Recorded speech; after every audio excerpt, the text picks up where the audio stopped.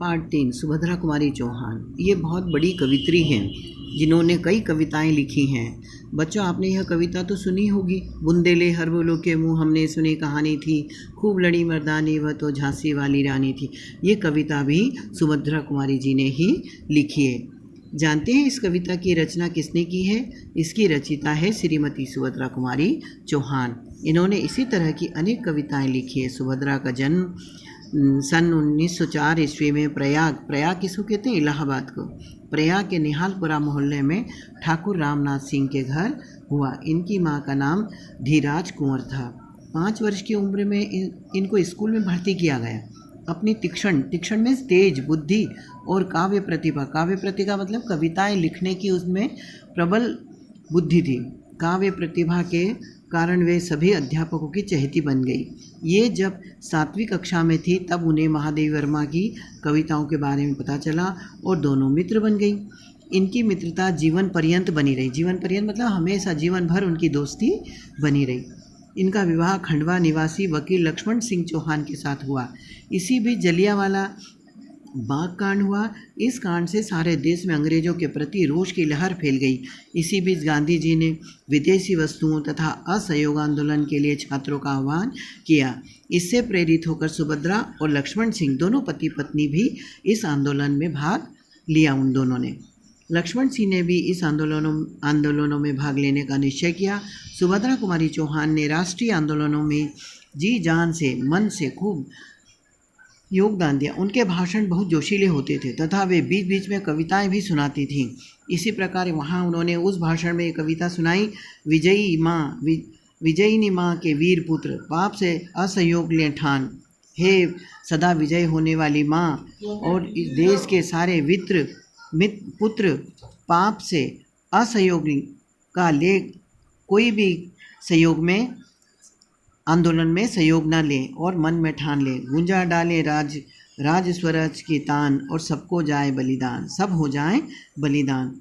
बड़ी संख्या में लोग इन्हें सुनने आते थे। एक बार अंग्रेज सरकार ने उन्हें गिरफ्तार कर लिया। तब वे गर्भवती थी। किनको गिरफ्तार कर लिया? सुभद्रा कुमारी चौहान को।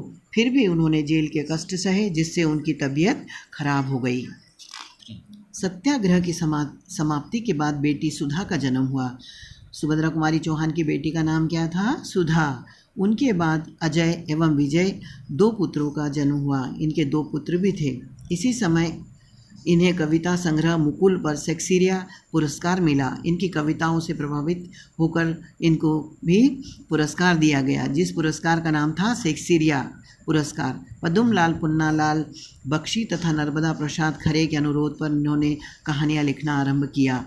कई लेखकों ने इनको प्रोत्साहित किया कि तुम कहानियाँ भी लिखो। जिनके संग्रह बिखरे मोती को छपवाने के लिए सुभद्रा को इलाहाबाद जाना पड़ा। इस संग्रह पर उनको पुनः शेक्सपियर पुरस्कार मिला। इसी समय वहाँ नरेंद्र शर्मा, केदारनाथ अग्रवाल और शमशेर बहादुर सिंह से इनका संपर्क हुआ मतलब मिली उनसे। इनको मौसी कहा करते थे।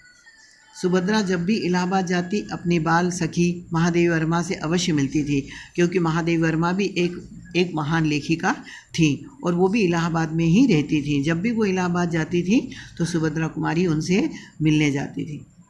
उनसे मिलकर उनका बचपन साकार हो उठता था और मिलकर वे बचपन की बातें करती थी। असहयोग आंदोलन समाप्त होने पर सुभद्रा समाज सेवा के कार्यों में भाग लेने लगी। वो समाज सेविका बन गई। पुनः कविताएं लिखने लगी, किंतु कविताएं घरेलू जीवन से संबंधित होती या बच्चों के लिए अधिक होती थी। जैसे मैं बचपन को बुला रही थी, बोल उठी बिटिया मेरी, माओ कहकर बुला रही थी, मिट्टी खाकर आई थी, कुछ मुंह में कुछ लिए हाथ में मुझे खिलाने आई थी, तथा यह कदम का पेड़ अगर माँ होता यमुना तीरे, मैं भी उस पर बैठ कन्हैया बनता धीरे धीरे। ये कविता भी बड़ी फेमस कविता थी कृष्ण भगवान की। सन 1936 में ये मध्य प्रांत असेंबली की जबलपुर महिला सुरक्षित सीट से विधानसभा सदस्य निर्वाचित हुई। ये साहस एवं कल्याण करुणा की प्रतिमूर्ति थी। तरह तरह की सहायता के लिए लोग इनके पास आते थे। ये समाज सेविका थी होने के नाते ये लोगों की सहायता भी करती थी और सांसद की विधानसभा की सदस्य भी थीं। इन्होंने एक अनाथ बालिका को भी अपने यहाँ आश्रय प्रदान किया। इनकी बेटी सुधा का विवाह प्रेमचंद के बेटे अमृत राय से हुआ। प्रेमचंद भी बहुत बड़े कहानीकार और लेखक थे, साहित्यकार थे। लगातार दूसरी बार सुभद्रा जबलपुर विधानसभा सीट से चुनी गई और मध्य प्रांत असेंबली पहुंची। इसी बीच 30 जनवरी 1948 को गांधी जी की मृत्यु का समाचार मिला, जिससे उन्हें गहरा आघात लगा।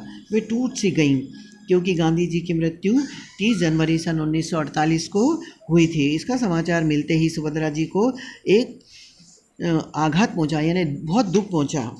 शायद उन्हें अपनी मृत्यु का पूर्व आभास भी हो गया था। इसीलिए मृत्यु के 3-4 दिन पहले उन्होंने अपनी बेटी सुधा से कहा था, मृत्यु के सत्य को भला कौन टाल सकता है। नागपुर में शिक्षा विभाग की बैठक से लौटते समय सन 1948 ईस्वी में इस अमर कवित्री और कर्मठ स्वतंत्रता सेनानी की कार दुर्घटना में मृत्यु हो गई।